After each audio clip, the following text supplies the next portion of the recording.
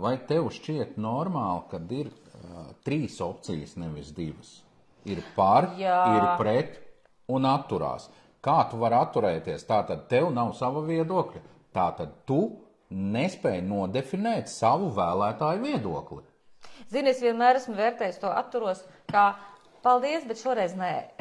Apmēram tā. Tas ir tāds, uz diētas, ja, kūciņš šodien pēc 6, nē. Nevajag, ja? Ir forši, bet es tomēr ne. Jā, vai ne? Arī tajā pašā pieminētajā Saeimas kārtības ruļļa redakcijā, pie kuras mēs strādājām 13. Saeimā, mēs iesniedzām arī priekšlikumu par to, ka atturēšanās opcija ir jāizņem ārā no deputātu balsošanas.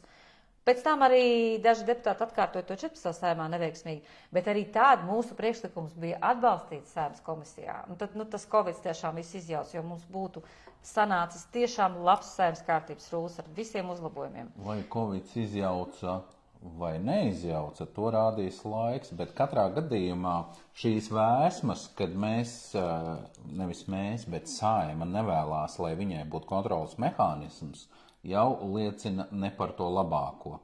Tālāk, šī trešās pogas eksistēšana šos 30 gadus ir novedusi pie ļoti daudzām interesām konflikta situācijām.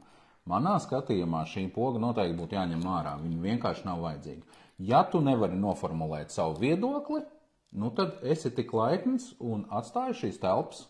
Būs nākošie, kas mācēs noformulēt. Es tev varu pateikt, ka es 13. Saeimas laikā reizi neesmu balsojusi atturoties, jo man vienmēr ir bijis skaidrs, vai es esmu par, vai es esmu pret. Šeit ir atbildības sajūta. Jā. Atbildības sajūta.